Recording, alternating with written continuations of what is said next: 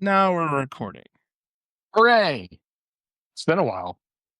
It has It's been a indeed. while since I come and something blah blah blah. Hold my head up high.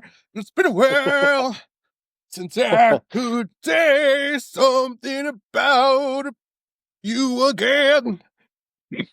Something like that. Yeah, don't look at his new music. By the way, it's right out in a small town, basically. Yeah, don't do that. Anyway, Game Dads. Yeah, welcome to the Gamedads podcast, where we make shows about video games and also everything but video games. Yep. How you feeling, brother? Oh God, I I tried so hard, my dude. We went to the Children's Museum. I had a bottle of hand sanitizer on me. Every time I touched anything, I was hand sanitizing. Every time we left any room in that place, I was hand sanitizing. Like nonstop. Every hand sanitizer we walked past, I used. When we left, we all hand sanitized in the car, and I still Sometimes. Oh, sorry. I think you cut out for a second. no, Didn't mean to cut you off. I just say, and I still ended up getting fucking sick. Dude, that's the worst. Oh, and like what sucks is like post pandemic, like the cold and flu seasons are all like jacked up and out of whack. Like springtime is just as bad as the fall and all this other crap. And then you factor in just, the weather's getting nicer and, the farmers are out, allergies and pollen and all this other stuff. Like I think the last show I was in the process of starting the sinus infection, or I was in the middle of it. I can't remember which. I know I definitely I got over it while we were in the hospital, but I'll get into that in a little bit. But I'm pulling for you, brother. I do the same thing, antibiotics, and I had to go to the minute clinic, and yeah, we got no time for this. I use the hack. My job they offer a free virtual appointment thing. So Oh yeah, I literally just was like, nah, screw this. I'm doing one right now. And I just like set it up, had my virtual appointment, had them send my beds to the thing, and then had Andrea pick them up on her way home from getting Dom. Like that whole thing yeah. happened in like an hour. I was like, nope, not even dealing with this. I'm just gonna have an appointment and get some medicine so I can start getting over this because it sucks. Thankfully, like CVS is normally not on the ball with that stuff, but I wish we had the virtual because I just don't want to go sit with other random people. But I went on like a Tuesday or a Wednesday, something like that. So there was nobody there and they had me in and out pretty quickly. Thankfully, I didn't take much time off of work, which I think I worked a half day that Monday and then I worked from home Tuesday and then I just called in Wednesday, then worked Thursday, Friday, had the weekend off because banking, and then went into work on Monday and then ended up having to go to the friggin' hospital. So it was kind of a whirlwind week, dude. Yes. Feel free to tell them why you had to go to the hospital. Oh, so as we were kind of talking about the last podcast, maybe we were, I don't know. Time has no meaning anymore. I don't know what we say.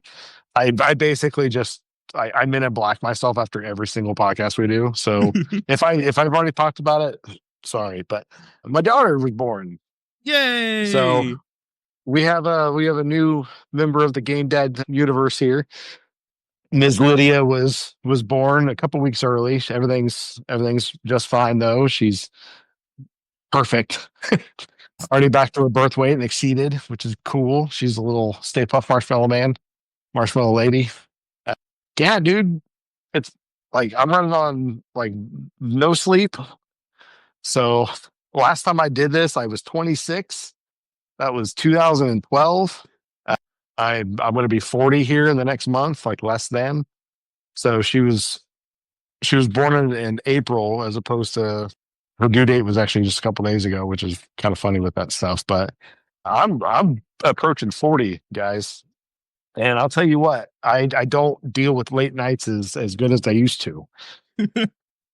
Thankfully, No, we had some issues in the hospital a little bit. Had to end up having to go back. I'm not going to get into all that stuff, but thankfully I've got a great partner, and like we're able to support each other. And just there's between anime and video games and stuff, like I'm able to kind of take my mind off things a little bit. But yeah, it's great, dude. She's settling in just fine. Again, like I said, she's perfect. Hmm. See, as far as newborns go, I remember, it's been 13 years since I've done this, but I remember Drake not sleeping very well through the night. But Lydia gets up, it's every 3 hours to feed, and Allie and I try to keep everything even as far as like sleep is concerned. We weren't able to the first few days, so I actually set a new record for myself for no sleep. So it was almost 76 hours that I was up. Crazy. Don't do that to yourselves, guys. Um, Yeah. that was but the interesting thing about when Dom and Lee were born.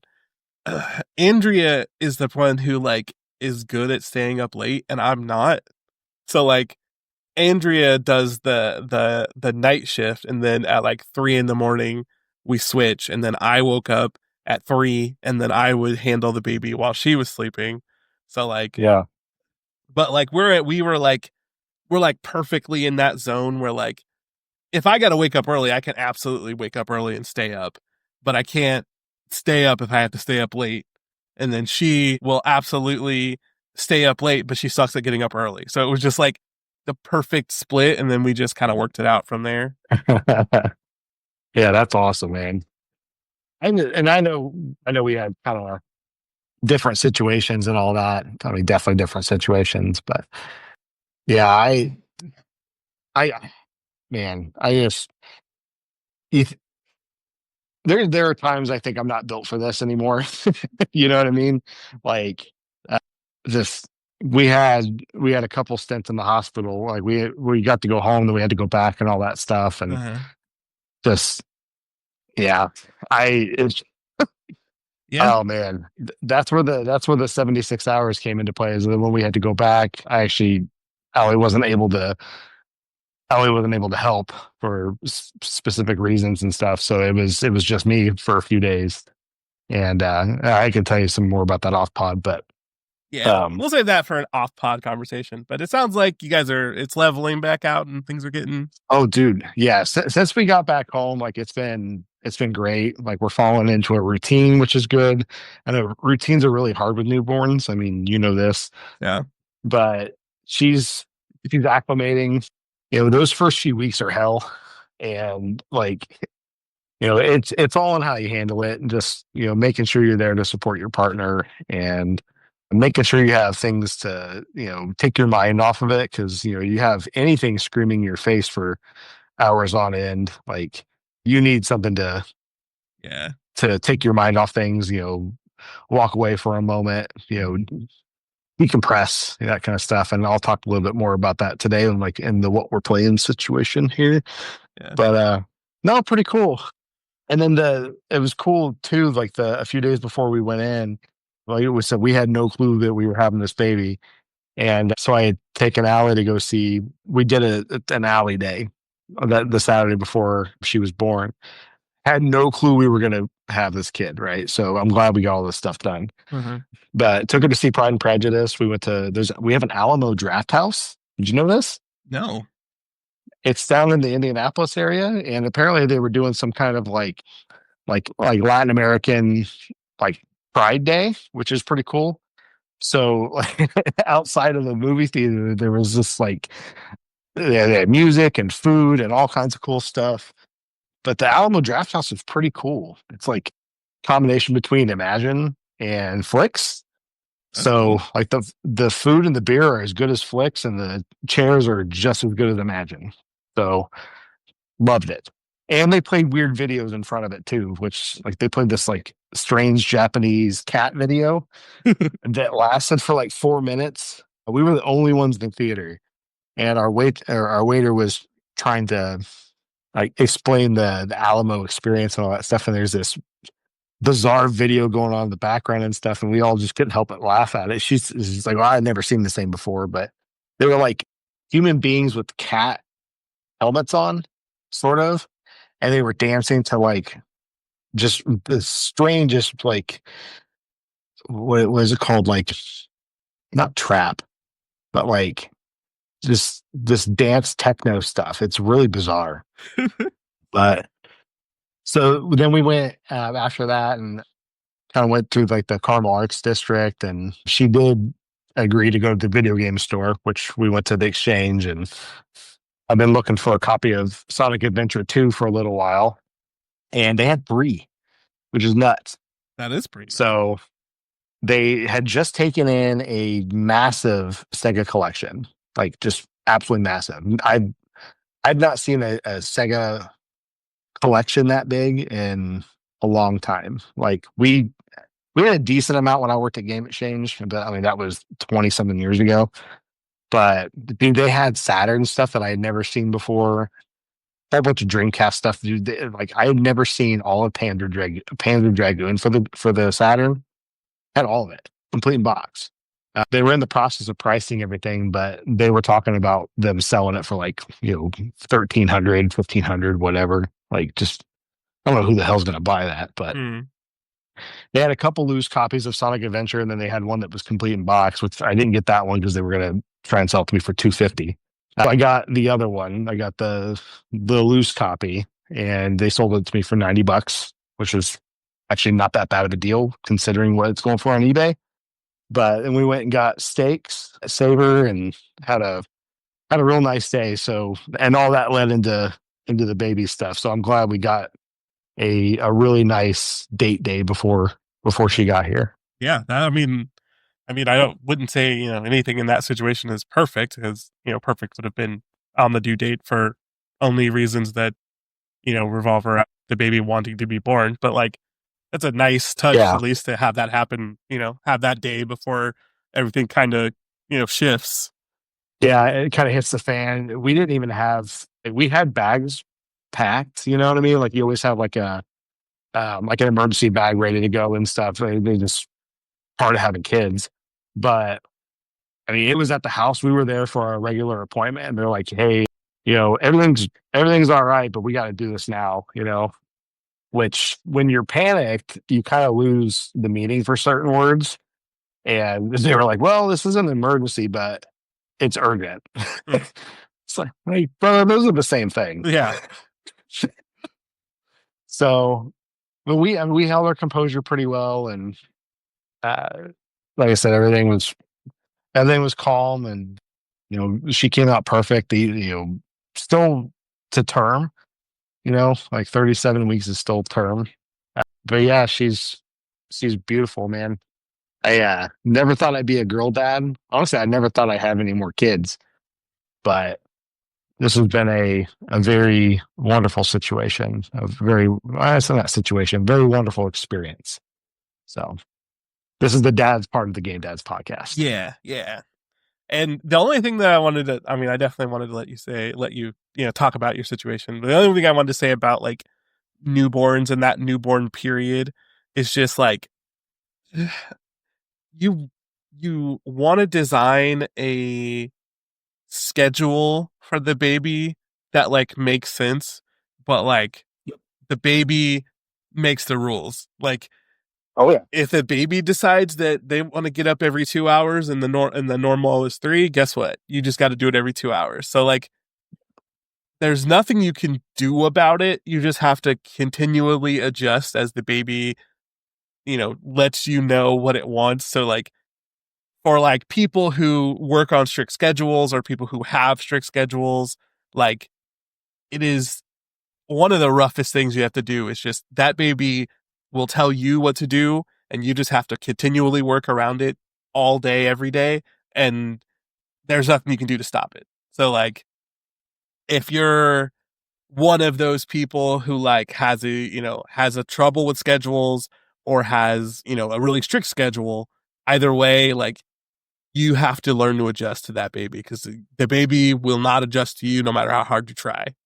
Nope. What I love too about kind of like our different experiences.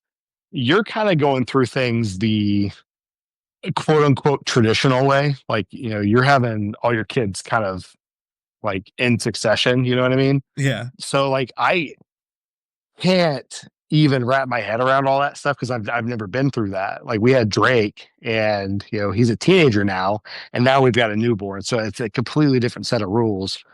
I got a friend that actually just told me that they're having triplets, which is Whoa. unfathomable. You know what I mean?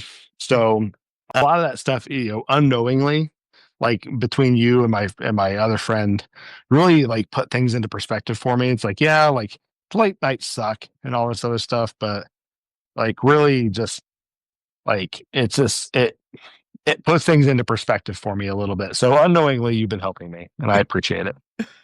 I can't even imagine triplets. That seems like In this economy, can't even imagine. That seems like here, like as a and they've already person, got one. oof, as a person, having a baby or finding out you're having a baby is like a super happy, super awesome thing. But like, if the doctor's like, would be like, it's triplets, I don't know if my brain would be like, yay! No. Like, I don't know if I would react happily on instinct or not. I like triplets just sounds super scary to me. Yeah, I can't. It's tough reacting to one baby screaming at you in the middle of the night, or even just and just in general. But if you've got three of them, like I even thinking about like I think about like you've got good space between your kids and all that, but like you're still teaching and adjusting and stuff in between kids, if that makes sense. Like Uh-huh. and like having a newborn while having two toddler or Dom's not a toddler anymore, but she's dude, I'm losing all train of thought. It's a lack of sleep, you guys. But like you've got a newborn and a toddler and a young lady. To say that, like when you're already like in the thick of things with that, like I don't even know what that looks like. So it just I don't know. Yeah, it's an interesting dynamic, and it definitely like your situation seems crazy to me because as far as from what I've heard from other parents, it's like the problems get more complex when they get older. So having you know I mean I know Drake's a really good kid, but like still having like a teenager and having like a newborn, like trying to have both of these like at the same time seems crazy to me. I will say to that point, and I wasn't even like thinking about it until just now. So it's a completely different set of issues. I will take newborn crying over having to, let's say, monitor a teenager's cell phone any day of the week. Yeah, And yeah, we'll leave it at that. yeah, yeah, yeah, yep, yeah, yeah, yep. So scream at me all day. You know, just don't make me look at that again. So Yep, yep, yep, yep, yep. anyway, game dads. Gamedads, where we talk about video games and everything but video games. Yep. Speaking of Ugh. video games, dude, like, Wait, well, I and gotta say not, the thing. I gotta say the thing. oh, oh, go for it. Gamedads, where we talk about video games and everything but video games. Please hit the follow button on whatever media you are watching this on, and hit the like button, and go to the Discord if you want to chat with us. Okay, go. Sorry. Oh yeah, and please do. Like, I drop in to the comments and all that stuff. I don't see anybody commenting just yet, but if you do, I will definitely talk to you. Or if you put your PSN or something like that, I will judge your trophies. So let's do that. Anyway, dude, I have watched like, and that's the other cool thing about newborns is they sleep a lot. You know what I mean? So and they sleep at weird times. So you have to kind of like adjust your schedule accordingly and stuff. So like I've got time to play video games, which is great. I've adjusted to what I I've adjusted what I am playing. So I've been playing a lot of like turn-based games. But dude, I've been watching so much freaking anime. It's nuts. Like, and that's because they come in like 20-minute episodes or whatever. Like, it's the perfect thing to watch. Uh, All right, clip so it, like, clip it, clip it. what? Oh, perfect. Yeah. Brett has been watching anime, and it's the perfect thing to watch. Gonna cut So that. and not just Dragon Ball too. I've been watching a lot of stuff. So I watched Outlaw Star. I haven't seen that Awesome. since I was a kid. I started solo leveling. Yes. Uh, yeah, I'm still kind of unsure where I'm at with that one. I do like it. It's just kind of a when you go from Dragon Ball Daima, which I finished, to that, it's very stark There's a contrast. very stark difference. I gotta stop you real quick though. Uh huh. Are you watching? Are you watching Outlaw Star like the Japanese version of Outlaw Star or the Toonami version of Outlaw Star? What do you Where are think you, I'm watching? where are you watching it? What do you think I'm watching? I, I don't I know. don't like Japanese stuff. I'm not saying in Japanese, but there's two different versions of Outlaw Star. There's the Toonami version Oh, of Outlaw Star, and there's the Japanese version of Outlaw Star. brother, that's a great question. I don't know. So on iTunes, they had Outlaw Star was $5. They had a Japanese dub version, and then they had it was Japanese with subtitles, and then there was a English version, and I bought the English version Okay, does it have the because original voice actors in it? let me check. Put the whole music on.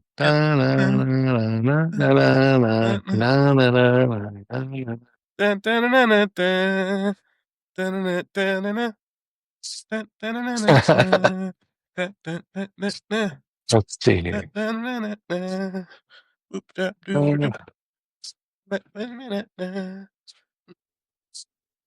Library. okay. I can solve this pretty quickly. Is there a swimsuit episode? Was there a swimsuit episode? Might have been. Oh, it's the original Japanese. Okay, it's not the Toonami version. Okay, because there's the Toonami version. It has a whole lot of stuff cut out of it, and then there's the Japanese version. Both are good No, though. yeah, yeah. I've seen the Toonami version. I watched that way back in the day. Um, but yeah, this is the original version. This from what this is telling me. Awesome. And I have terrible memory. So like if you had told me that if I didn't know that there were two different versions, I wouldn't have known. But I also I watched Cowboy Bebop again. So good. It's still perfect, you guys. Still perfect. And I watched Ted Lasso, which is not an anime, but so so what Netflix did to uh, Scott Pilgrim, where they brought the original cast back in and they did that sort of like animated version of it. Uh-huh. Please, Apple, do that with Ted Lasso, but make it an anime. I'd watch it. Please. I pitched this to a couple of my buddies and stuff, and it broke both of their brains. It would totally work. It would like every bit of it. So make it happen, Apple. Uh, but yeah, dude, like I've been watching so much stuff, and oh, Castlevania, I finished seasons 3 and 4 of that. Yeah, I've been kind of on a tear lately. So ask me anything. I actually haven't watched the last couple episodes of Daima. I was planning on doing it today. Oh, really? Yeah. I just like I'm in the exact opposite spot of you right now. Like Andrea is I mean, bless her heart, but she's essentially on bed rest. Like she's chugging along. So like my days have been pretty much like wake up, go to work, take care of babies, make dinner, like go to bed. Yeah, But I get it. I have a lot of time to watch some stuff, but I have watched a couple things that I could talk about. But what have you been playing since you gave us all of your Ah, TV takes? so in the hospital, I beat Chrono Trigger. So I finished Chrono Trigger. I think I talked about that on the last pod that I've been playing it again. My Steam Deck has been kind of. I thought it would be a little more clutch than it actually is right now. I'm sure I'll get back into that in a little bit. But I also beat Sonic Adventure 2. again, I guess. So, but that's the Steam version. Mhm. But what I've really been playing a lot lately, and I think I text you about it, but like when Drake was born, I fell back into turn-based games pretty hard. And back then, I was playing more 3DS and Vita because they were, smaller form factors and stuff. So I was playing a lot of Pokemon. I think it was like X and Y that was out at the time, and Fire Emblem had just come back out. But on my PS5, I've been playing Final Fantasy 2. So I got back into that a little bit. I kind of fell out of it just because it's a little obtuse. Two's really weird, Yeah, but two's the one that everyone's like, this is the weird one. right. But that's one of the ones I've had the least experience with. Like even three, I've played a lot of like Japanese too, not six, Six but three. like yeah, that's. But there was a DS remake that I played a lot of when that had come out. But two, I didn't really have a whole lot of experience with it, so I wanted to kind of give that another go. Really, the ones I've been playing right now it's been Dragon Quest 11, and it's really like I'd never beat it. I've got it on Switch and I've got it on PlayStation. So on Switch, I've been playing it in 2D mode, or 2D mode, so the top down stuff. And then on PlayStation, I've been playing it in 3D mode. I Mhm. know that's kind of weird, but it's working for me. I don't know why. I think most of the reason why is I was going to buy Dragon Quest 3, the 2D HD thing, and then I kind of there was a little errand on my shoulder that said, "You have Dragon Quest 11. You've never beat it before. You should play the things that you have." I You couldn't see me flapping my arms, but you had wings. I love imaginary Aaron. He seems to be guiding you very well. I know. Yeah, he's lovely. He hangs on my shoulder. He just he's a lovely dude. But yeah, he's but he said, play Dragon Quest 11. You got this, buddy. So I've been playing that. I've got about 30 hours in it so far. Nowhere near finished, but it's scratching an itch. And the last thing, I know I've been talking a lot, Indiana Jones and the Great Circle, which is not something that I have the brain space for right now, but I do want to acknowledge that I'm playing it, or I have kind of been playing it, and it's fantastic. I just I don't think that I can play it right now. Yeah, I get it. It's really good though. I know a lot of people said it's like, oh yeah, you won't be able to tell the difference between Troy Baker and Harrison Ford. Brother, I can tell the difference between Troy Baker and Harrison Ford. Like I've played enough games with Troy Baker. I mean, dude, anybody that's played video games in the last 15 years knows Troy Baker really well. Other than his Joker, I think I can point him out in any game that he's in. And he sounds like Troy Baker. So, but that said, that's my only gripe with it. It's really good. Enemies are dumb, but Nazis are also dumb too. So it is what it is. Yep. Clip it. It'll never go ahead. I'm just saying, clip it. Nazis are dumb. Clip it. Oh yeah, absolutely. That is the They stated policy and belief of the Gamedads podcast. Nazis are dumb. Yep. It's fun to punch them. It's fun to hit them with candlesticks. You can hit them with fly swatters and then punch them in the face. You can crack your whip at them and then hit them with a candlestick or a shovel or, just all kinds of fun stuff. And then you solve puzzles. Puzzles are great.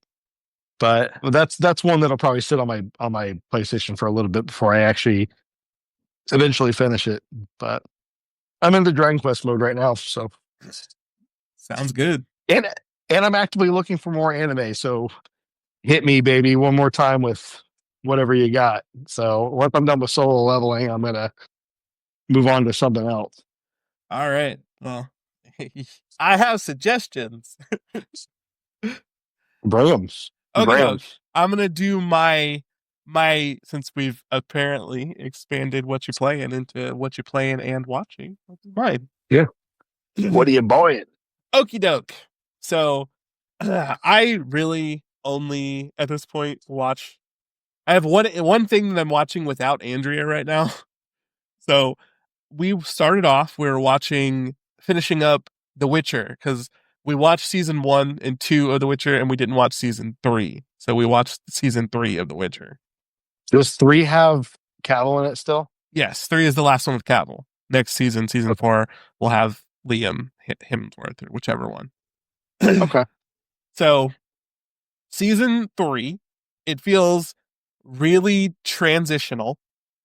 It's just like Siri ends up in a weird place, and it, Henry and Geralt ends up in a weird place, and it all this stuff happens, and then he like comes back, and he's like, "Oh, I'm back," but like nothing happens when he comes back. It feels very transitional, but like overall, I enjoyed it just because I think The Witcher has a insane world, and you could put any characters in there and have them running around doing anything, and it's still going to be interesting.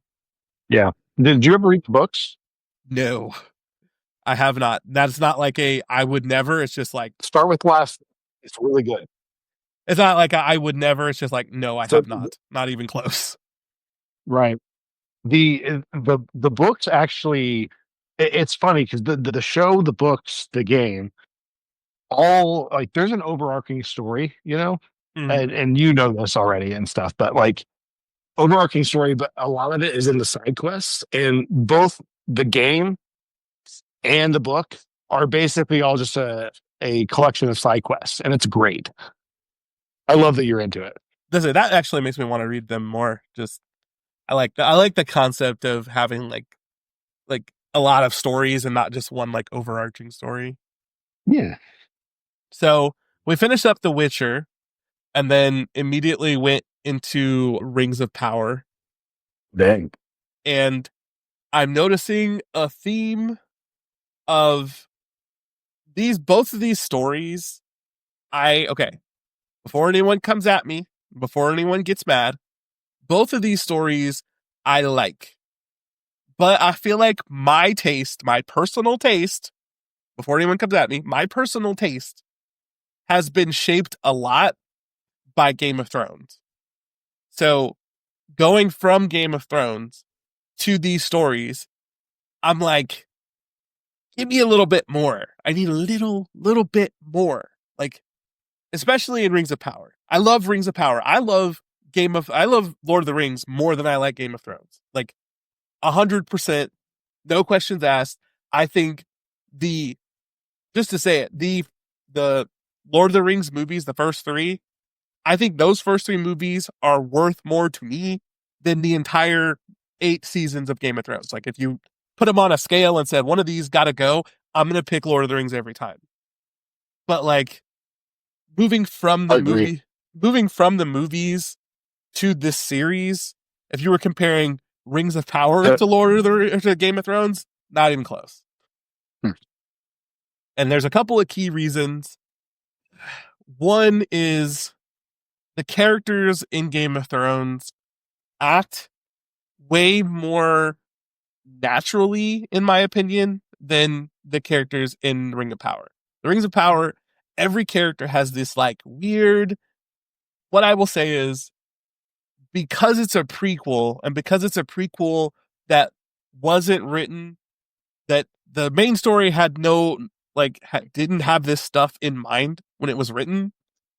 It feels like every character is making moves specifically to fall into the story of Lord of the Rings and not like, here's what I would have done. And then it just happened that this all happened. Like, it just feels like every character is like, oh man, I guess I gotta fall for this trick because if I don't, then I won't end in the place I do when Lord of the Rings starts. Like, it just seems like so many characters in this story show up and just make weird decisions. Yeah, I thought it was its own thing. Like I know it's in the Tolkien universe or whatever, but or the Middle Earth verse, or but I thought that they were completely different, they're like separate projects. I mean, they are separate projects, but like in the historical, like the characters in Rings of Power are in Lord of the Rings. Like Elrond is a character in who's like a main character in Rings of Power is in Lord of the Rings. He like part of his entire story is like stuff that's happening in Rings of Power, but it doesn't. I mean, we're in season 2, and I don't know how many seasons they plan to make, but like the person he is now does not make sense to be the person he is in Lord of the Rings. Like Elrond, So they're the same character then, like yes, they're the like same Elrond. Yes, like this, like it's before Frodo and Bilbo and all of them, but like because elves and dwarves live for like hundreds of years, like one of the main characters is, I mean, they're spoilers if you haven't seen it or if you haven't put it together yet, but one of the characters is Gandalf. Excuse me. One of the characters is Gandalf. One of the characters is Galadriel. One of the characters is, like I said, Elrond. One of the characters is forget the guy's name, but one of the he's the guy who's one of the elves or one of the dwarves is the dwarf who destroyed the mine that they go to in Lord of the Rings that the Balrog is in. Like there's a bunch of these different story points that like lead to places in Lord of the Rings later on, but like the characters, the way they act doesn't lend to how they eventually end up in Lord of the Rings. But I guess like it's hundreds of years later, so people change, I guess. But like it just Yeah. like Game of Thrones was awesome because it feels so grounded and like every person makes decisions that like in the context of that moment that they're in completely makes sense, but like might doom them down the road. But like these characters are making decisions that don't make sense now to get to where they need to be down the road later. And that's what the only problem I have with it. But it's a fun watch. And like I said, I Yeah. love Lord of the Rings, so like, just put me in the Lord of the Rings world and I'm still happy, but like at the same time, I'm like, I'm watching how your bad decisions lead to Lord of the Rings instead of watching you make decisions and then Lord of the Rings ends up happening because of them. Like, so It always felt to me like when they announced that show, I know Amazon put a lot of money into it, but it almost felt like it was made kind of in response to Game of Thrones. And Amazon was like, what do we have that's like close to this? And just they happen to 100%. they didn't they thought they were buying a different version of Lord of the Rings, right? Something Um, like they bought the wrong one. I don't know the exact history. That might be right, but Okay. like Well, I might be wrong there, but it just always felt like it was made kind of in response to like they're trying to piggyback onto it. Like yeah, it's a you'll 100% they saw Game of Thrones Beetleborg. was Game of Thrones was coming to an end, and then they were like, "Hey, we've got a property that's similar to Game of Thrones, and people like Game of Thrones so much. Why don't we just slide ourselves into that hole?" And they tried to do that. And like I said, I mean, for all the controversy with all of the black people, like, I mean, it definitely got some press, but like, it's just a decent show. It's just not as good as Game of Thrones. Like, it's not a bad show. It's not like it's not worth watching, but like, it's just not Game of Thrones. Like, Right. and it's okay to make a show that's just not Game of Thrones. Like, only like Game of Thrones happened. I mean, when was the last? I mean, aside from The Walking Dead in the first like 5 seasons or 6 seasons, when was the last time any show got as crazy as Lord of the Rings or as Game of Thrones did? Like, you can't That's expect true. to hit that same mark. So, It's funny you brought up Walking Dead though, just as a quick aside, because I do want to ask you about Rings of Power a little bit more. Drake is really into The Walking Dead right now. I think I told you about that with the games and stuff. yeah, So we started watching the show and just finished up season 2 last night. Dude, he doesn't know anything. Like he's not looking up spoilers or anything like that. But dude, it's his level of excitement is giving me like that same sort of like endorphin high that we had when it was first airing. Dude, it's so good. it's such a, Like, it's such a, it's. I feel like the love of The Walking Dead got politicked out of people, not a little. not fairly lost. Like I feel like once we got to like, let's say a certain enemy shows up who does a certain couple of things that people really had strong feelings about, like after Myself the included.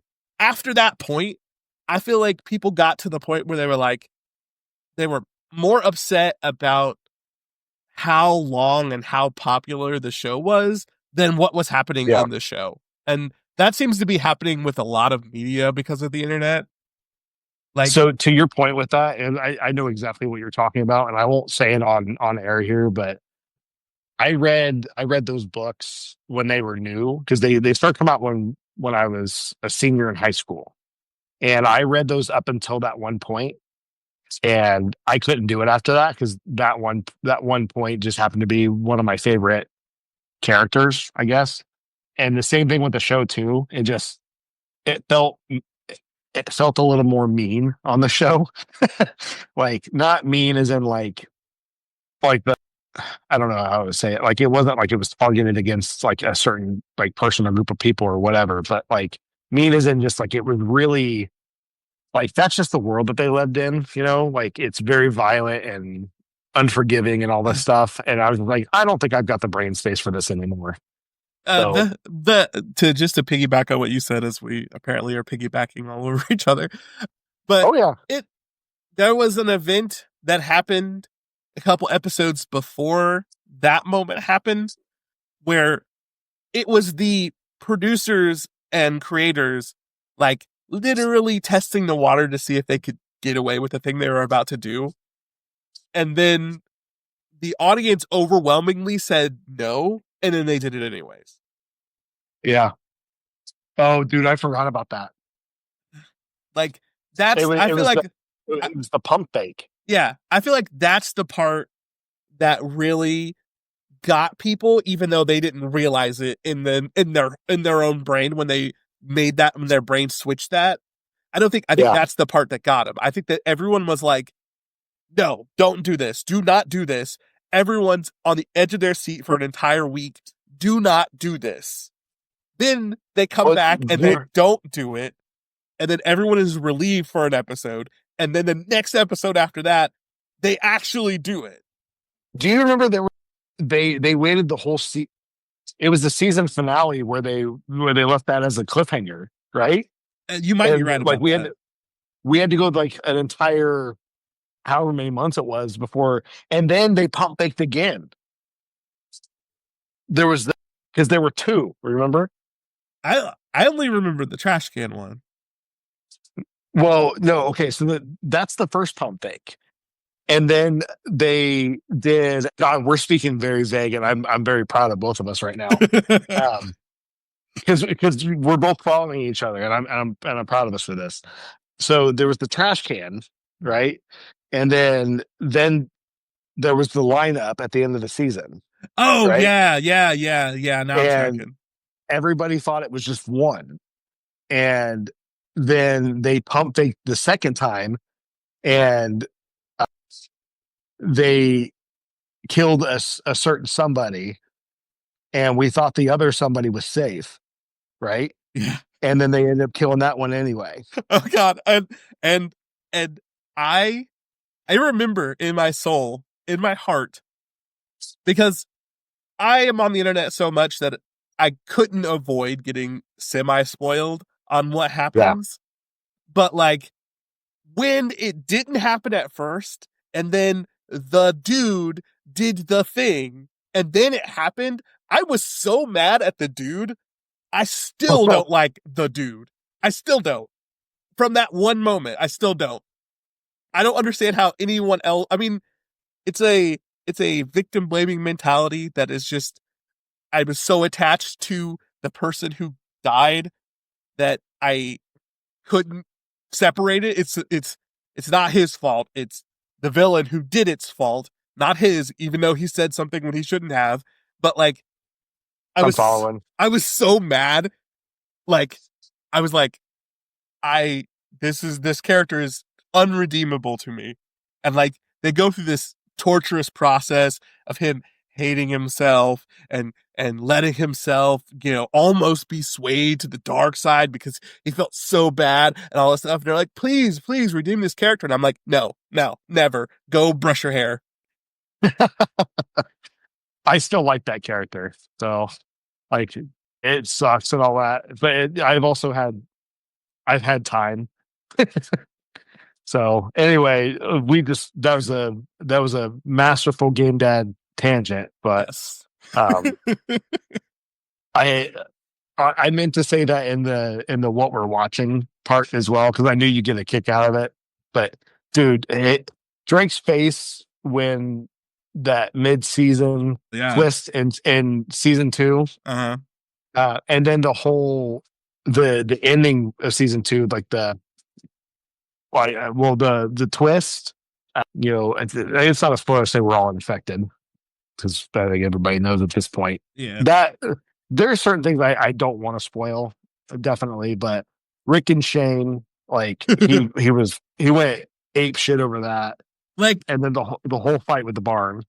like the idea that that moment happens in season 2 and Yeah, there are 9 more seasons of The Walking Dead blows my mind. I still think that it peaked with season two. Like Walking Dead was very good, and there were times where it got really the the hate was way overblown, in my opinion. Like because it was great television for a long time, but the the whole arc with Shane, it's the same sort of argument I have for Vegeta. Just like you can there's a clear beginning, middle, and end to it, and Vegeta there's no end, I guess. But so like that part's out. But the rise and fall of Shane is it's some of the best in comics. It's some of the best in television. Shane is just he's a very tragic character. And dude, like he in the comics, dude, he doesn't last that long at all. I mean, Like, he doesn't last that long in The Walking Dead. He's only in there for 2 seasons. right, but even that's with the comic, it's a cup of coffee. You know what I mean? Like they don't flesh him out as much as they do in the show, and that's a testament to. Oh, now I can't think of his name.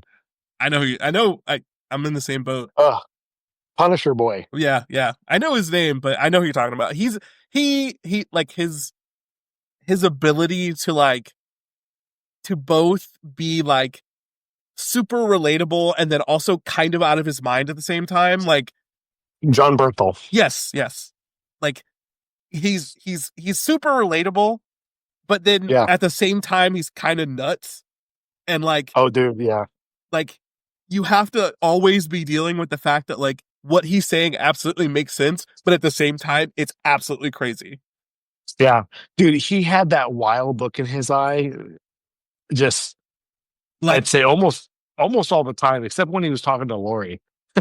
like But he would do that thing with his mouth where he's just kind of like, it's almost like he's get, I don't want to say getting off on what he's doing, but like, he's just, he's, well, I guess, yeah, we'll just say it that. Like, he does that weird breathing thing where he's just like really into what he's doing and he knows it's evil and all this stuff, but he's just a great actor. yeah, like the best way I would describe the way Shane comes off, and especially in the second half of season 2, is like he knows he is both so convinced that he's right, so convinced that the people who are telling him wrong that he is wrong are absolutely nuts, and so enjoying the fear that he is giving them off of the fact that he is so convinced he's right that he's just like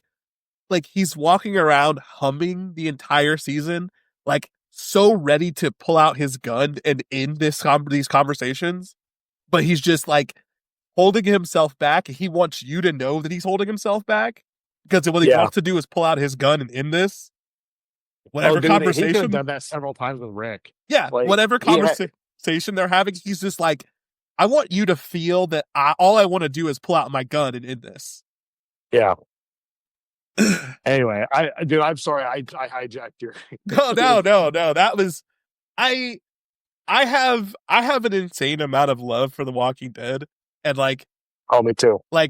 while we were having this part of the conversation, I'm like, I want to come over and get some popcorn and watch The Walking Dead with you guys, just because Oh, dude, I yeah. want someone else I want to watch someone else experience it for the first time because it's just I love it that much. It's been wild, dude, and I love. So we talk about it afterwards. So like how they used to have Talking Dead Talking Dead was just as vital as the show itself. Like you had to watch Talking Dead afterwards. So like we have a discussion usually after every episode. Not I say usually, not always. Like there's some episodes that end that just whatever. But slight spoilers for season two when Dale dies and they like the episode ends, there's no music and all that stuff. They just kind of let you stew in that moment or whatever. Mhm. Drake and I talked for like 20 minutes after that. And it was the whole like who was right because they were trying to figure out what to do with their prisoner, and getting Drake's perspective on things was really eye opening just to who he is as a person. And just for the record, he sided with Dale. Believe it or not, like he would have spared the prisoner. Do you know what I'm talking about? Yeah, yeah. I, God, those are the kind of things I'm looking forward to as a parent. Yeah. So anyway, I think Rings of Power does sound pretty cool. Like I think because I'm in the market for shows right now, and Amazon Prime. This isn't a paid advertisement or anything like that, but like Amazon Prime kind of comes in clutch with being a new dad or having a newborn in the house. You know, you need diapers and stuff. You know, order them; they're here the next day. So I think Rings of Power is up there with stuff I need to get to next, and you're really selling me on it. Yeah, I mean, it's phenomenal. I mean, there aren't any like you know how sometimes shows will just have like really bad actors. There aren't any super bad actors. All of the stories are really interesting to follow. Getting a personal like play by play look on how like the ring was forged is really interesting, which is kind of what's happening in season two. Like it's it's awesome, and like I said, I love it. I'm totally enjoying it. It's just like some of these guys, I'm like, then if this is what your past is, why are you such a douchebag? Why are you such a douchebag in Lord of the Rings if this is your past? Like, but yeah, check it out though. Rings of Power is really fun. It's really like the thing, the controversy about Rings of Power was always there are black people, there are black elves, there are black hobbits, there are black dwarves. Like Okay. So that's why I wanted you to. So people were mad that there are black people in the show, or that there are no black people in the show. there are black people in the show, and people are mad because there are black people. Like Jesus Christ. here's the thing. Here's the thing. The the thing they're upset about is well, Tolkien describes every person this way, and none of them are described to be black. And it's like they didn't take any character who existed in the story previously and made them a black person instead of a white person. Like Elrond's not, 6'5" black man. It's just like they're just most of the time they're characters who weren't named, weren't described, weren't featured prominently in anything, just like the dwarves, the main dwarves wife is a black lady. Like one of the random elves they made up is black. One of the hobbits that they made up is black. Like the hobbits who are from like the desert area are black. Like these are some of them are actually described in the story to be black. No characters have been changed to be black, just characters they made up are black. And sometimes when you see a wide shot, not everyone in the wide shot is black or is white. This is what people are mad about. A bunch of made up characters and background extras are black. And like not even just like black, it's just multiracial. There are Asian elves, there are, like Middle Eastern elves. They're just like it's just like random people. But because Tolkien wrote his story in Europe and based all of it off of Europe, apparently every person in the entire story is supposed to be white. And if anyone's not white, it's a problem. Right. Like if you're not if you're not racist, you won't notice. There aren't any like there's not like a scene where everyone gets up and starts playing basketball or like suddenly everyone starts rapping. It's Lord of the Rings. It's just the people there aren't all white. That's the only thing. God, I want that show now.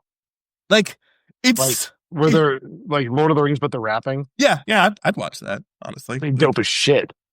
Like a Hamilton, but Lord of the Rings. I'd watch that. But like my point is, it is it is the most thin-skinned baby complaint in history. Basically, what happened was someone saw the casting, saw that there were black people in it, and then started a thing before they ever saw the show, and then watched the show. And then after they watched the show, they forgot why they were complaining and just continued their complaint campaign. They were just like, oh, there's too many black people. And it's like, who cares? That no one goes like, oh, look at this person with dark skin. They just like, Hey, everyone just acts like they're all the same. Like, it's just like the Lord of the Rings story is written in a way that the racism that exists in their story is based on if you are not literally an elf or a human or a dwarf or, whatever. That's what their racism is. So, like, the colors of the individual people don't matter. So, like, if you are not a racist, you will not notice. Like, looking at the characters, I'm picturing a scene where there's like a big huge like war. There's in like the last two episodes we watched. There's like a big huge war going on, and one of the characters is under like a hypnosis, so he's showing.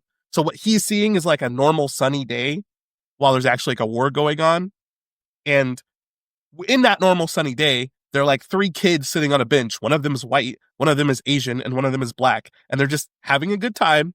And then nothing happens. Everyone walks away, and everything's good. Like, the only reason that I remember that scene is because of people whining about there being black people in the story. If no one had ever said that, I wouldn't have even noticed that those kids were there because it's so not depicted as a thing in the story because no one cares that yeah, I wouldn't have even noticed.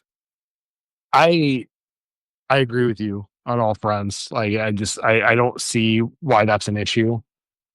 I don't mind when things that even even when there are things that I do really like. I'm going to use Resident Evil as an example. Now the show was apparently trash, but there was a Netflix series where it was about Wesker, and Wesker was black. Did you see that? Yes. That's cool as hell, dude.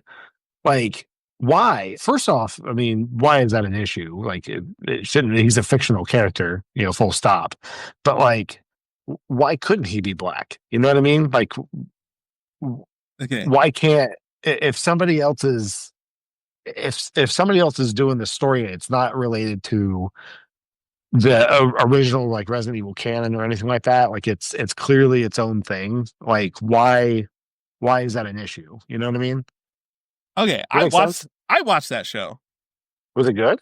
Yeah, it's awesome. Like, it's not okay. Here's the best way I'll explain it. Have you watched any of crap? What's that show called? The weird prequel to Lord of the Rings, or to not Lord of the Rings. The weird prequel to The Walking Dead. Fear of the Walking Fear Dead. the Yeah, Walking Dead. Have you watched the first season of Fear the Walking Dead? yeah. I That's rewatched up till like season 4 or 5. that's what the that's what the Resident Evil show is like.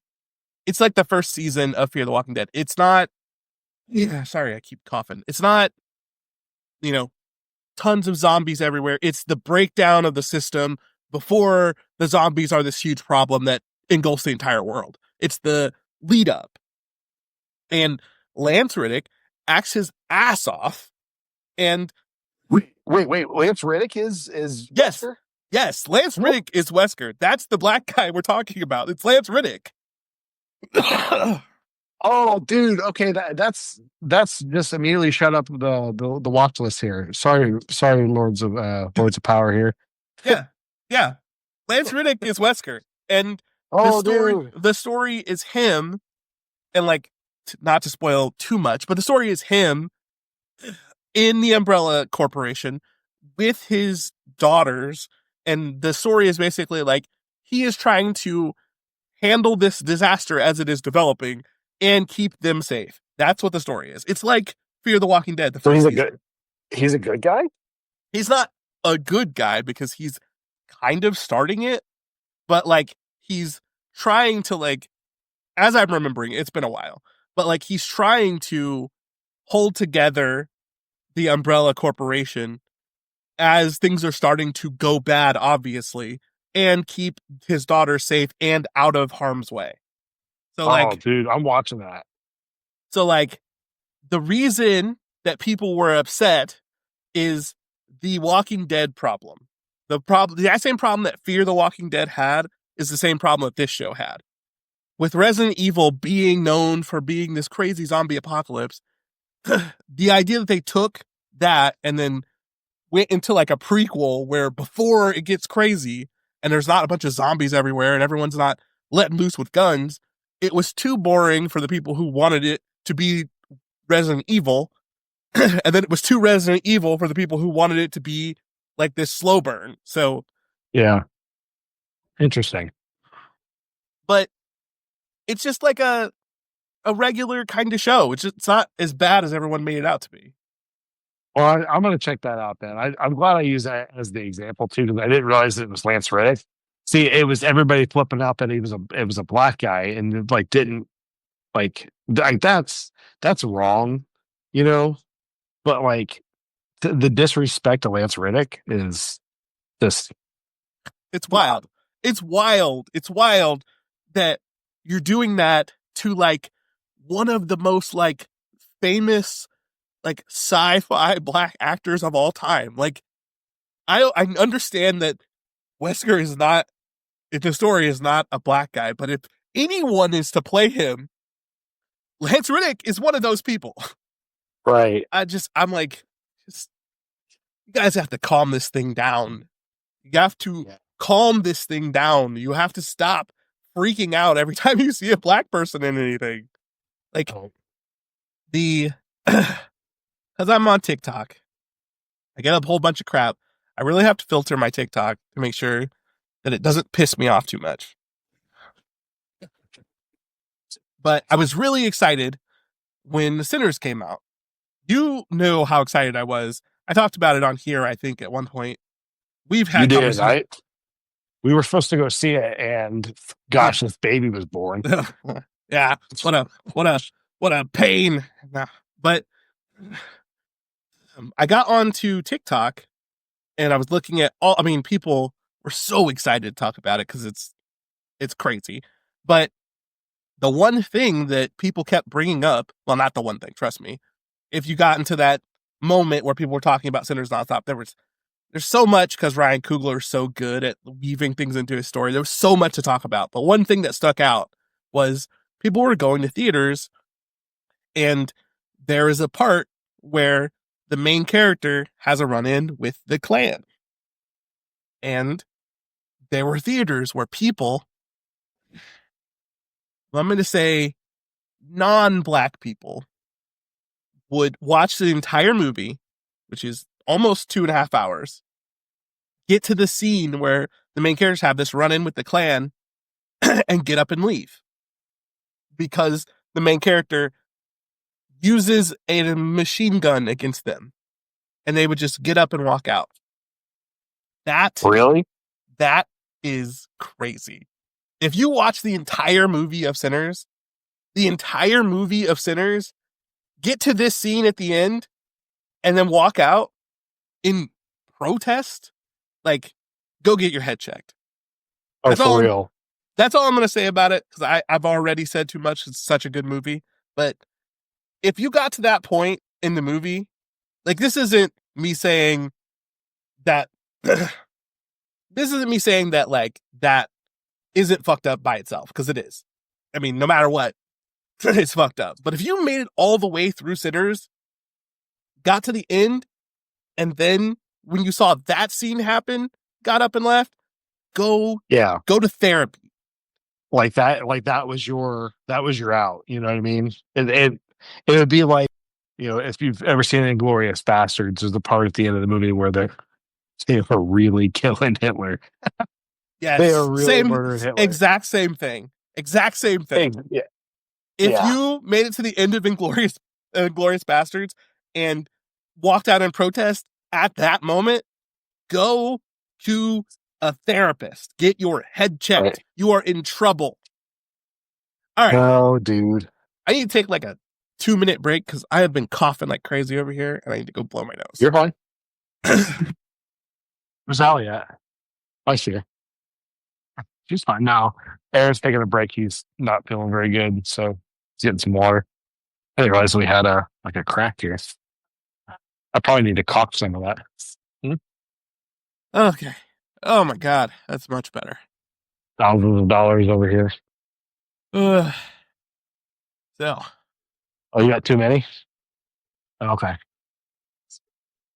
Oh, Aaron's back. I gotta go back in. I am But back. he's alive. Oh my God. That was crazy. So I didn't text you about it as much as I wanted to yesterday, and I know you're playing it. Visions of Mana. I am okay. Here's what happened. So I told the story of like my past experiences with it.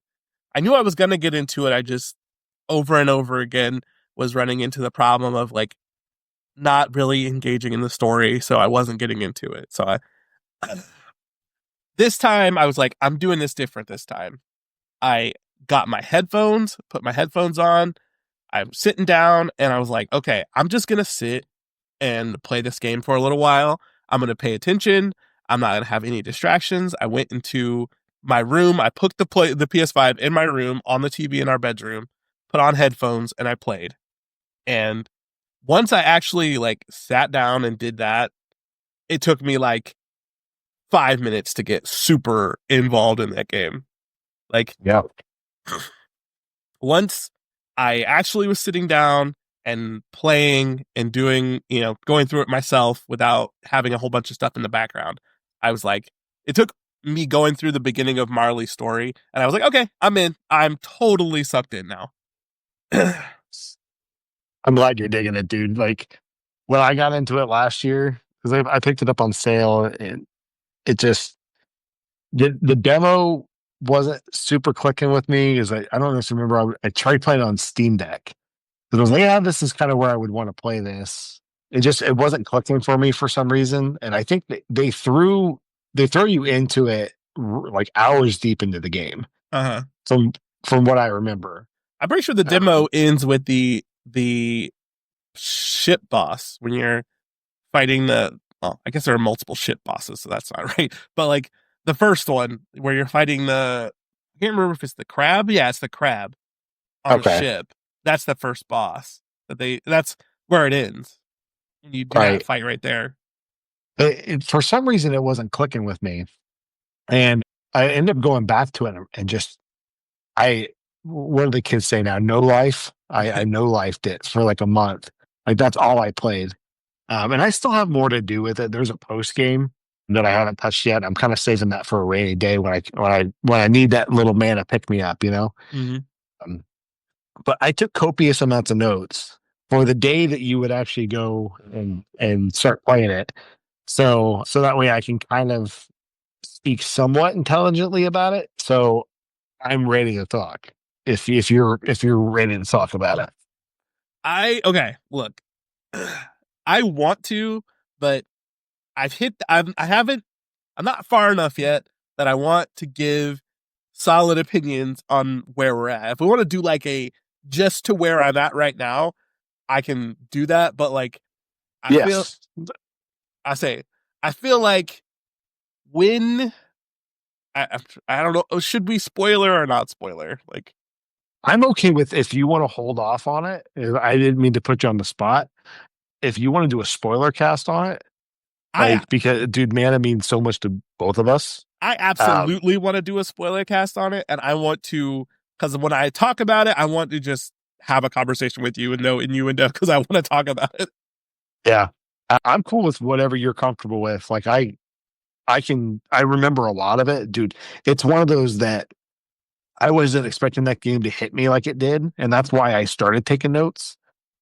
But dude, that game is it is so much better than what people kind of give it credit for. Yeah, But yeah. I like everyone slept on it. yeah, that definitely got slept on. Like it okay, this is what I've been saying to Andrea about it when I've been talking to her about it.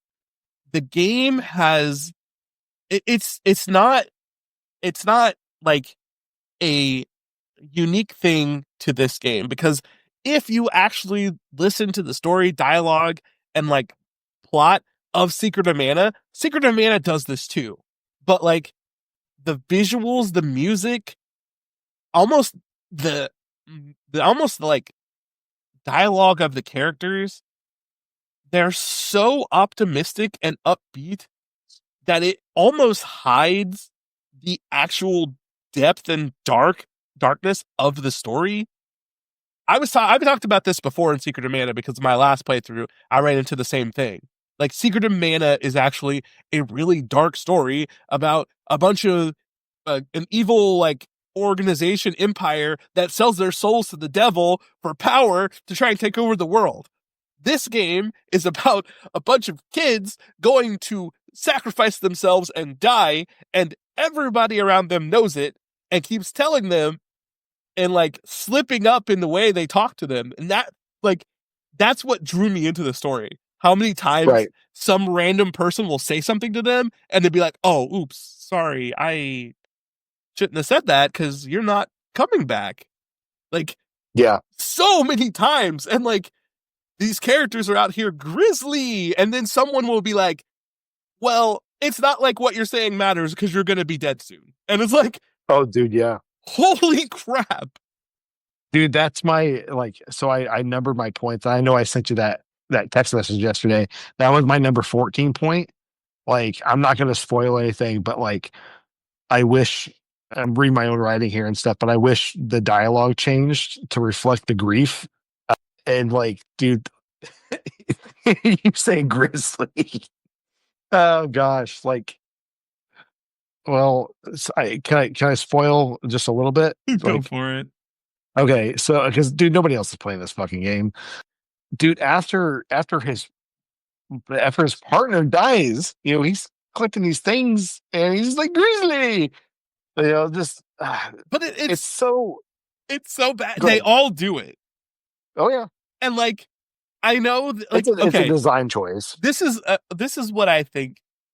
I mean, like, two times in the same series isn't a mistake, but it just feels like the the story writer of these games and the world designer, the composers, like all of them are just on two separate pages. Like like one of you is in Candyland and the other one of you is playing Bloodborne, and then we put them together into one story. Oh geez, yeah, you're right.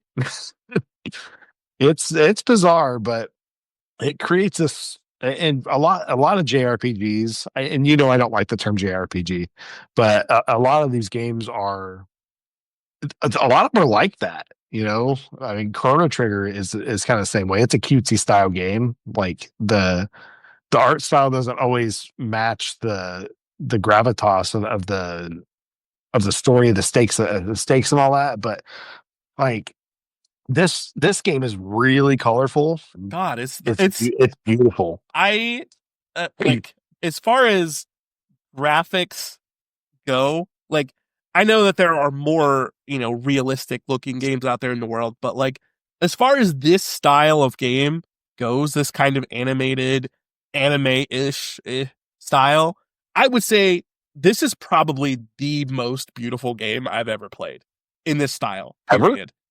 Oh, Yeah, okay, I got you. I got in you. this style. Like there's beauty in other ways when something is more realistic, but like in this anime style, in this kind of like yeah, the best way to say it, in this anime style, I do think that this is the most beautiful game I've ever played. Well, it's the difference between character design and level design versus something like where you're playing like The Last of Us or whatever, where it's all motion capture Yeah. and there's no character design to it. Like if you were to grab an art book for Visions of Mana, I guarantee you're going to see character designs of, And Hina and Palomino without any pants on. You know what I mean? Like they're going to have not just concept art, but like actual character art of these characters, and you don't see that with a lot of games anymore. You know what? you said that, and I'm literally in here looking for the Visions of Mana art book because I want it. Oh, dude, yeah. I don't know if they've got one. They may have one. You and I both have the Art of Mana art book, and it's just I love how they make their stuff. Like, and I'm glad that this team kind of like they got shut down, but they still kind of exist within Square Enix, which is great. Was it Uka Uh-huh. Studios? NetEase shut them down, but like Uka, in some way, shape, or form, like they got saved. So they brought the director into like Square Enix as a whole. So hopefully he gets to work on more Mana stuff. But I loved it, dude. This I thing just is I'm gorgeous. It's just was it? every Do they have one? it was came with the collector's edition of the game. Oh shit! I didn't know there's. Well, I don't buy physical video games anymore. But Like I'm gonna go online and see if I can find it. Price. did you buy the physical version of it or the digital? Yeah, I got the physical. Hell yeah! I wish I could still do that. I just can't. I'm about to stop. I'm running out of room for all my games, honestly, Yeah, because I don't trade dude. anything. So I just have a massive stack pile of games. It's starting to get too much. I I stopped buying physical games a while ago, like a long time. Like actually, like current video games. I still have a bunch of like classic stuff. But like, if I was to have physical video games for every one of my PlayStation games, I'm almost over 700 games on my PlayStation. And that's just that. I've got like 200 something games on my Xbox, which I don't know why I need 200 something games on my Xbox. But yeah, I'm starting to run out of room to put all my Sega Genesis stuff. So Yeah. yeah, that's a good problem to have though. Funny story about Sega Genesis though. I bought the wrong Batman game the other day. How did you So buy the like, wrong Batman? have you ever heard of Sunsoft Batman? Yeah. Okay. So Sunsoft Batman got remade on the Genesis, like the NES Sunsoft Batman, and it's supposedly really good, right? So I was in Exchange the other day, and I want to say it was the same day I bought Sonic. I think it was. I don't know. Time has no meaning anymore. But I bought Sunsoft Batman Return of the Joker. Apparently, that game just sucks all kinds of just balls. Like, it's just awful. So I turned it on. I'm like, this looks terrible. Like, I don't know. So I spent $45 on a Batman game that I didn't want. So Uh, yeah.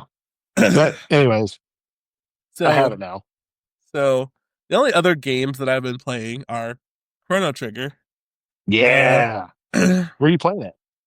PC. On Steam? Yep. Dude. Chrono Trigger. I played a little bit more of Secret of Mana Plus. I haven't gotten into any new dungeons yet. I'm just running around still.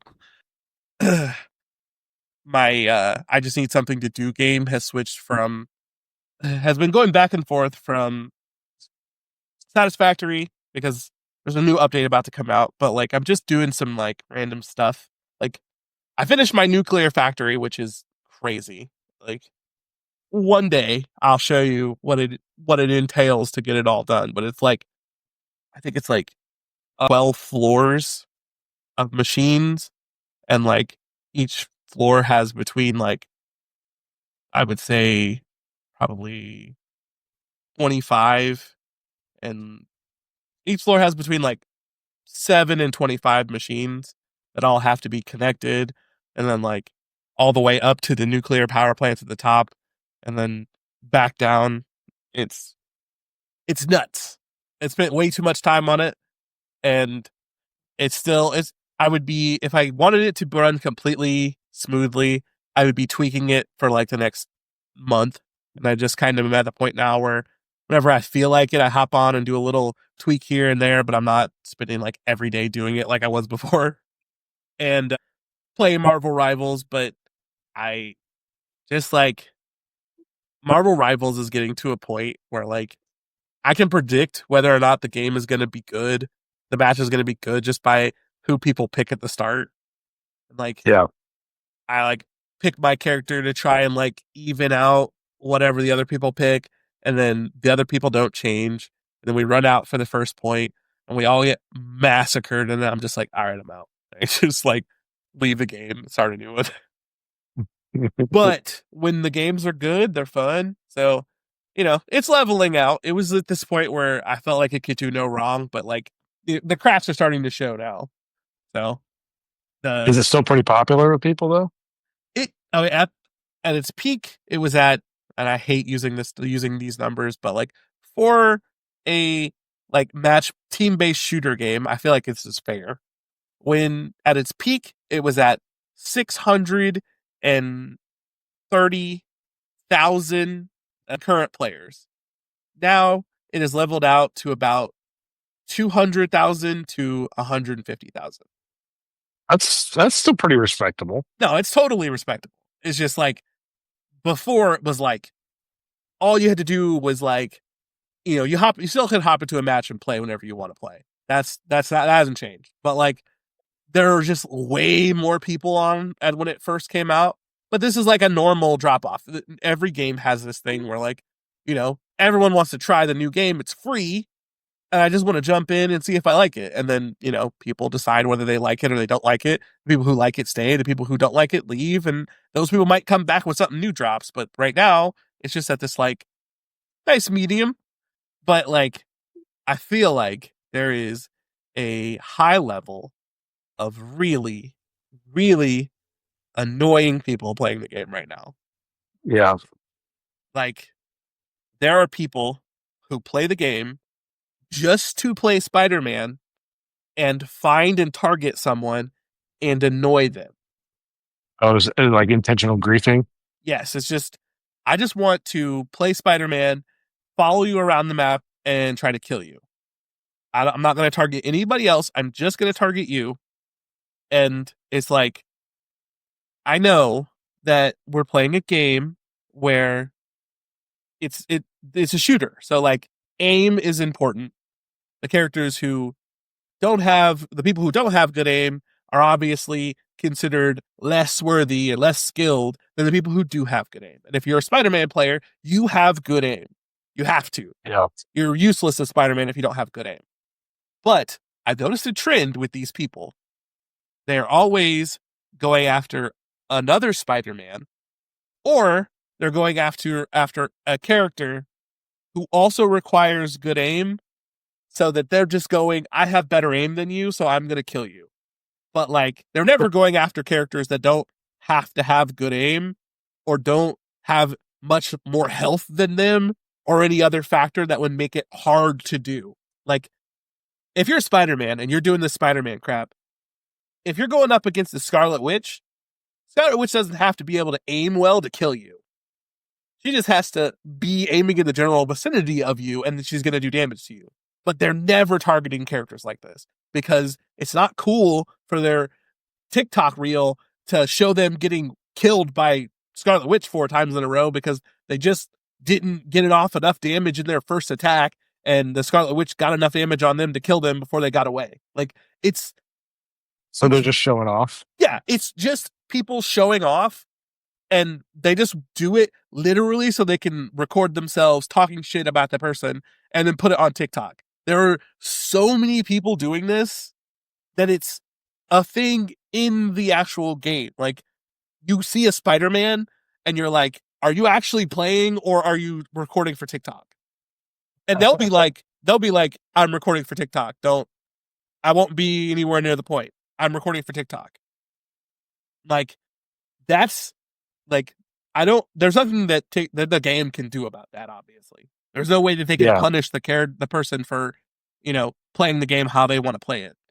But like, the fact that every time I see a Spider-Man, I'm like tempted to get on the and I'm like, hey, are you actually playing or are you just going to be flying around recording shit for TikTok?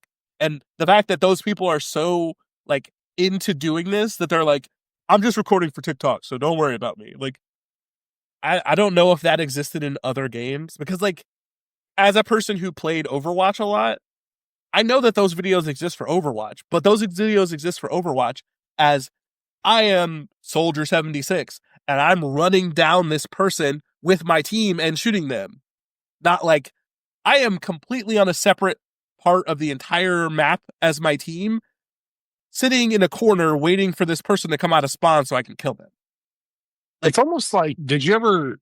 I mean, I know we both played Mario Kart online, but like there were like quote unquote metas involved with it sometimes, where like sometimes they would sit around a certain character or whatever. Like the meta for a little while was like how good Yoshi was, or something like that with a specific like style of cart. I mean, it kind of sounds like that a little bit, but like it's it's like a different version of like this style, that competitive style that I think I don't know if it's ever existed in another game that I know of. Because like you can be a absolutely killer, like I'm going back to Overwatch. You can be an absolutely killer Hanzo player. And it's cool to watch Hanzo because his his kill ability is basically you have to be getting headshots 90% of the shots you take or you're useless. So if you're that good to be getting headshots at 90% of the shots you take, then absolutely watching a video of you headshotting, 60% of the other team is cool. Like, you've got that aim. If you got aim to be able to do that, then that's pretty awesome. But like yeah, for this, it's completely solo. You're nowhere near your team. You're not helping capture the point. You're just annoying one person on the other team to the point where like yeah, the Spider-Mans will sit by the point, by the spawn for the other team. They will watch other people walk by, then the person that they're annoying comes out of spawn. They attack that one person until that person dies, and then they go back to waiting for them to come out of spawn again. yeah. That's griefing right there. So if their team can beat your team with 5 people instead of 6, then that one person who's doing that is absolutely useless. Like what you have essentially done is just turn the game into a 5-on-5 instead of a 6-on-6. Yeah, And that's the annoying.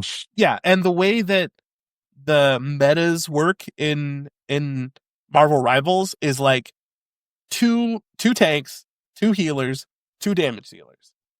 So you're taking out one of your team is losing a damage dealer because that's what Spider-Man is for whatever their team is losing. So sometimes it's a damage dealer or sometimes it's a healer because they never go after tanks.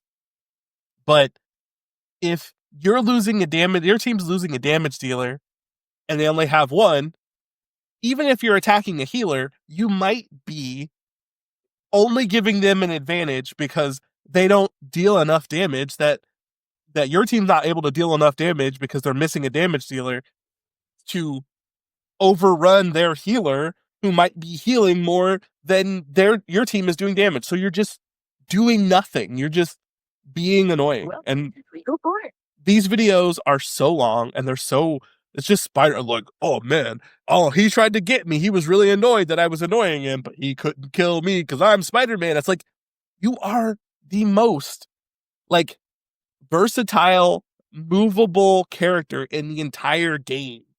You can move the entire map in under 5 seconds. And you're basically saying, like, what? You can't hit me while I'm moving at the speed of light across the entire screen? That's I fine. I like this isn't me saying that like Spider-Man is super overpowered or he's doesn't require any skill at all to use because those things aren't true. He's super hard to use. Like I don't use Spider-Man because he's super hard to use. But like just because you went into training mode for like 3 days to figure out how to use Spider-Man doesn't mean your entire purpose in life should be annoying everyone else. Oh man, I that stinks. I That's one of the reasons why I stick to single player games for the most part. Just I can't keep up with a lot of the things that like I can't.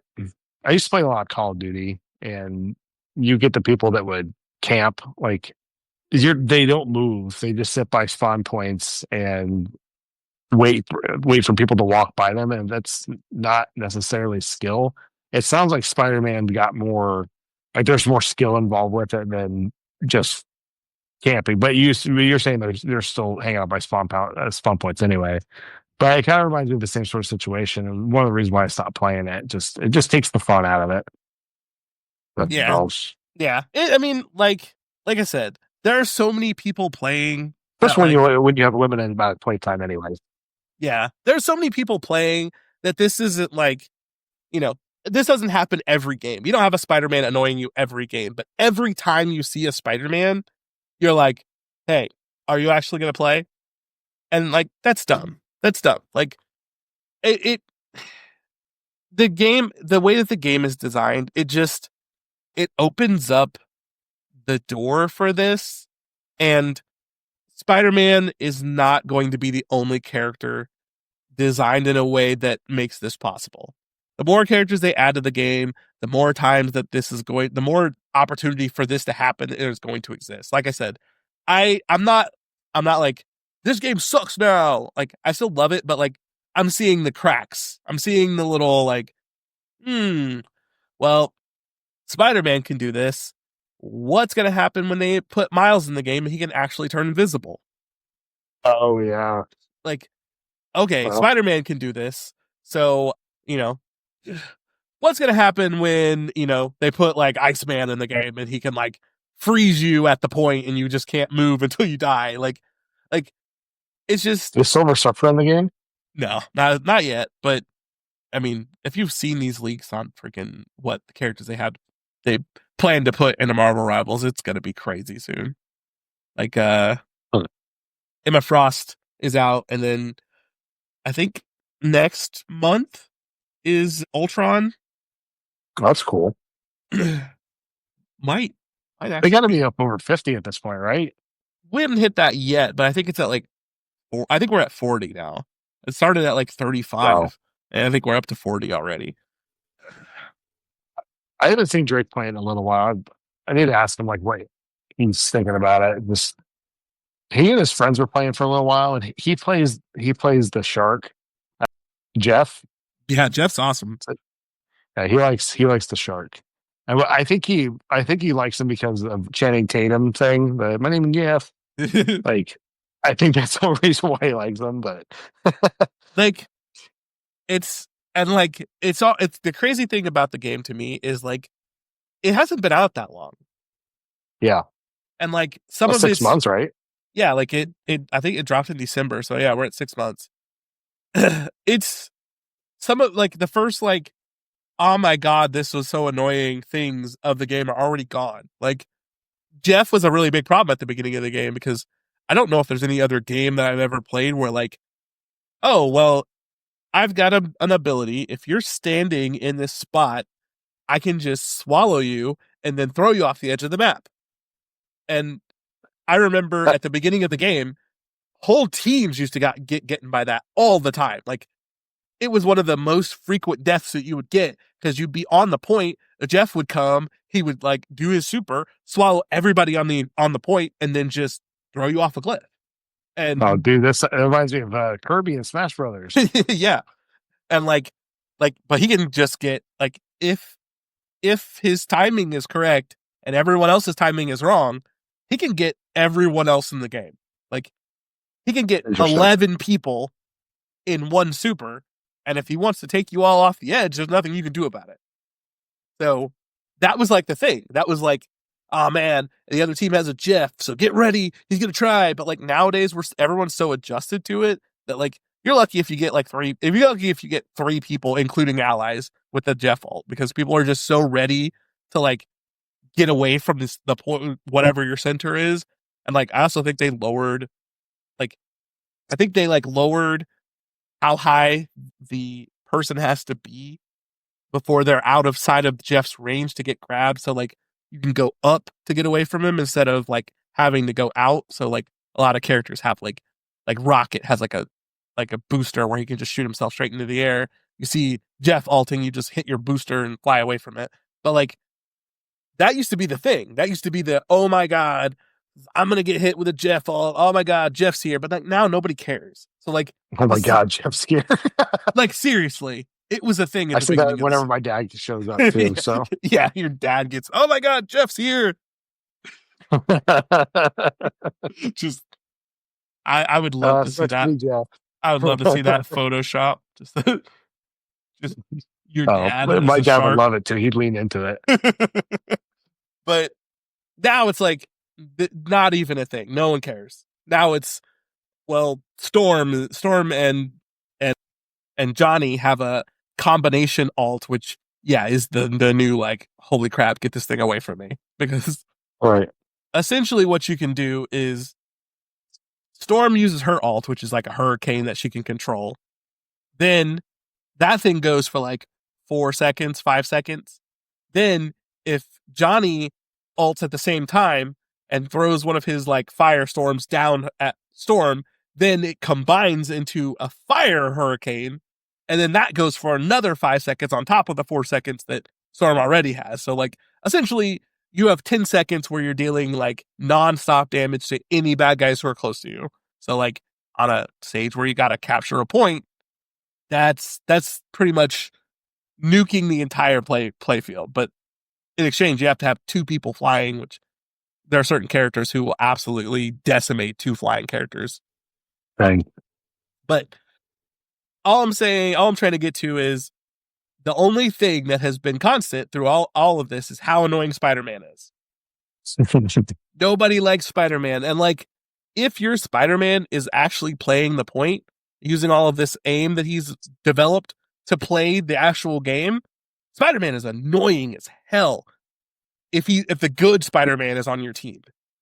If the bad Spider-Man is on your team, he's also annoying as hell.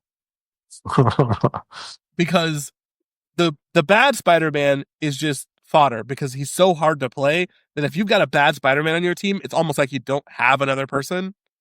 But like if you got the good Spider-Man, you're probably going to win every match because he's so mobile that like he can get to the healers and like the weaker characters and kill them so fast. The other team doesn't even have time to like turn around to try and protect you because essentially Spider-Man can kill you in like 4 hits if he does it right. And then also has the abilities to get back out of the back line and back to the other side of the screen in like 2 seconds. He can get in, hit you 4 times and kill you, and then be back out before anyone actually could do anything about it. Then you just play the healing packs that are all over the stage, and then like once you're back at full health, you just wait to the right opportunity for one of those healers to be out in the open, and you go in and kill him and then run off again. So like he's super awesome if the good Spider-Man is on your team, and he's super annoying if the good Spider-Man is on the other team. But like if you have the bad Spider-Man, he's like the worst person in the game. And then if you have the TikTok Spider-Man, he's also the worst person in the game. TikTok Spider-Man. It's so funny. Ugh. I didn't come here to rant about Marvel Rivals because I really do like it, and I'm actually not playing it as much as I used to be. But it just got me on a tizzy. I got to tell you a story before What's we up? end today. I got to tell you a story. So I'm trying to get back into my art kick because I kind of lost it because my work has been super crazy, and then pregnancy and taking care of babies. So I was trying to get back into my art kick. So what I wanted to do is I went on this website and I downloaded a bunch of like reference art from like some of my favorite artists. So like obviously there's a whole bunch of Dragon Ball stuff, but like some Naruto stuff, just like and then like some Marvel and DC stuff, just artists that I like, and I just downloaded a bunch of their stuff. I wanted to like print it and use it as reference and do all kinds of stuff with it. So I went to our new library, which oh my god, dude. Our new library, like before I worked at Q2, I worked at another company called Conga, and I mean, I'm not gonna say anything else because I actually said their name, but like they have a campus that looks like the stuff that they show for like Google, like Yeah, everyone's on skateboards and scooters, and they have a barista inside who makes you freaking kombucha. It was like that. I that's went there. awesome. I went there for training for a little while, and like it's like that. There's like a restaurant inside of the place. Like everyone, like a mini golf course. Everyone's on scooters and stuff. Like it's actually like that. It's nuts. But that's what my our new library looks like. Like Well, that's awesome. it has that same vibe. So I was like, I'm just gonna go print some of these references off so that I can, have stuff ready for when the baby's born and, get back into my art groove. So I'm just gonna go print some stuff. So I went to print some stuff and their printer would not allow me to print like more than like 10 pages.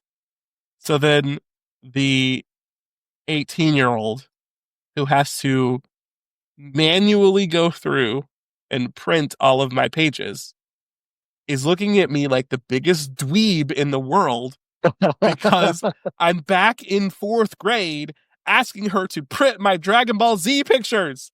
I, That's funny. I'm standing there for 20 minutes as an almost 40-year-old man watching this 18-year-old one by one print all of my Dragon Ball Z pictures and hand them to me and tell me like, so are you like an artist? Do you like art? I'm like, yes. And she's like, oh, that's great.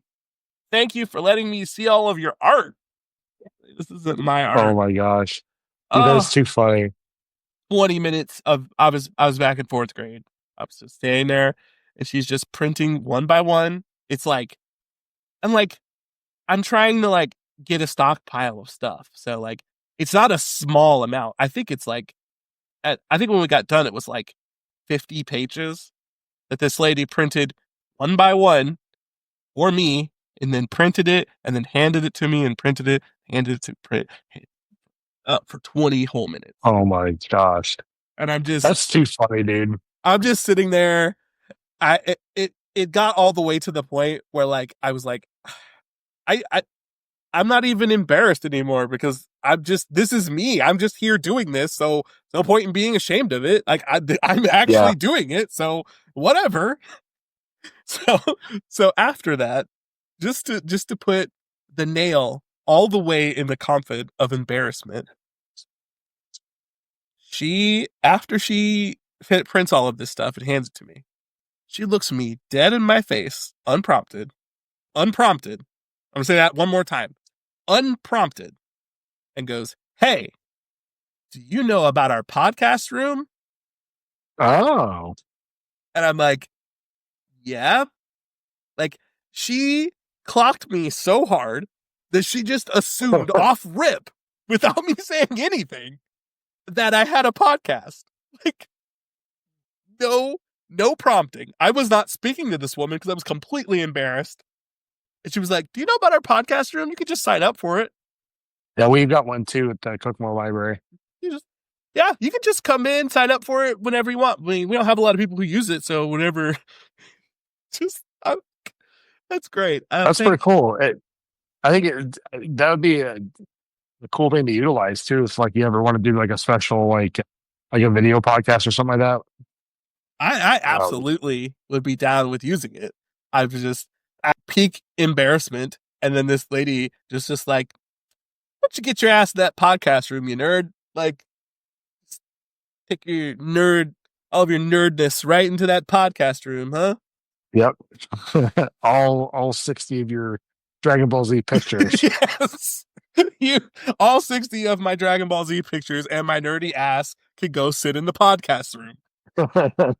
Oh God. Like I said, at that point I had swallowed it. I mean, I was there doing the thing, so there's no point in me like being upset that I'm getting called out, but like she was just like, Well, "Mm." And then once you are done with all these, you can go record your podcast and then go home to your cat. And I'm like, shut up, shut up, shut up. The show, she said you're a cat. No, she didn't say that part, but just Oh, good. I was just saying, dude. I'm going to piggyback off that a little bit.